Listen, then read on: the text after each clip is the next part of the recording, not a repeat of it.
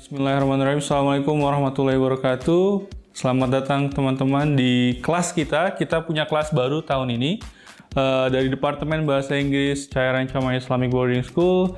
Kita punya satu series yang nantinya akan panjang secara perlahan. Dari Departemen Bahasa Inggris kita ada kelas yang namanya Easy English. Jadi ini solusi praktis untuk UTBK kalian. Jadi apa aja sih kisi-kisinya, bagaimana cara menjawab pertanyaannya, dan kiat juga strategi apa yang kita perlukan untuk menjawab soal-soal UTBK.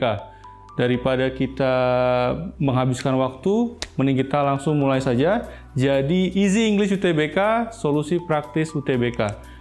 Jadi saya di sini sudah mempersiapkan untuk teman-teman semua satu contoh soal UTBK Bahasa Inggris yang akan kita bahas secara mendetail.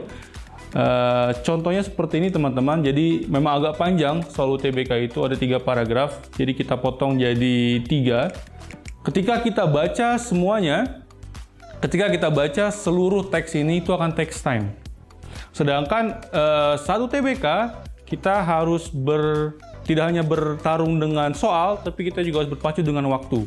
Jadi bagaimana caranya supaya kita bisa mendapatkan strategi dan tips terbaik?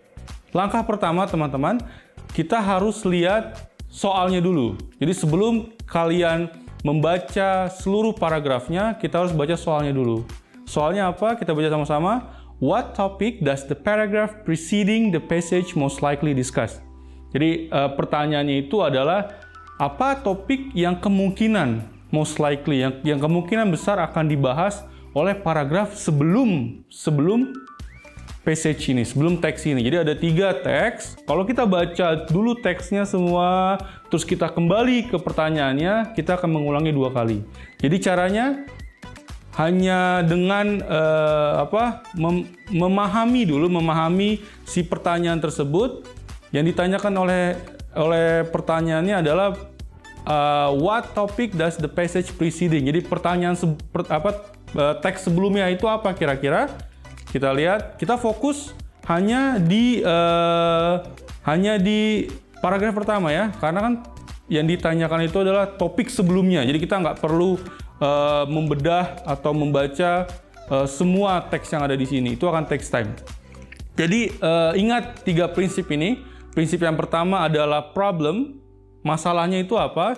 Pertanyaan di sini adalah masalahnya. Masalahnya itu kita harus paham masalahnya sehingga kita bisa menjawab atau memberikan solusi yang tepat. Jadi ada 3 prinsip di sini. Yang pertama, masalahnya kita pahami, pertanyaannya. Setelah itu kita lihat fakta di lapangannya apa. Faktanya itu apa? Faktanya itu adalah soal tersebut, teks tersebut itu adalah faktanya.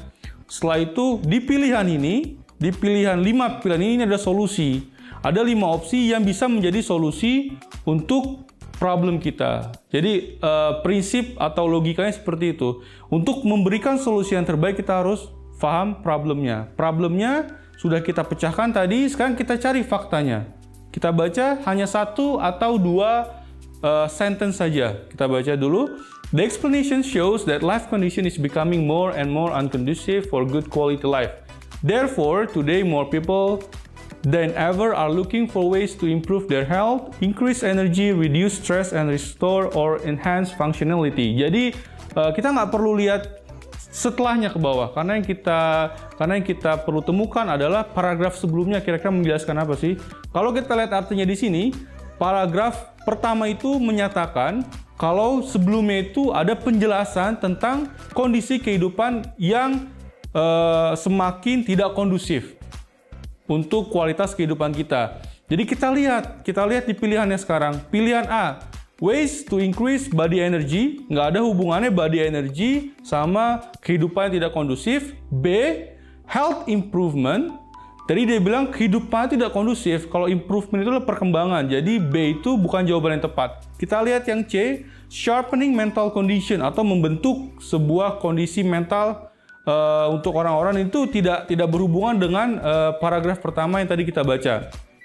Terus yang terakhir, yang D, good quality of life. Ini justru adalah the opposite. Jadi mereka meletakkan satu pilihan yang sebenarnya kebalikan dari jawaban kita. Dan pasti jawaban kita itu adalah yang E. Kalau kita dari pilihannya, Jawabannya adalah adverse life condition. Mungkin untuk teman-teman yang vocabulary-nya perlu ditambah lagi, adverse itu berarti disadvantage. Jadi disadvantage life condition. Jadi ada sebuah kondisi kehidupan yang kurang baik. Nah, untuk itu jawaban kita adalah E.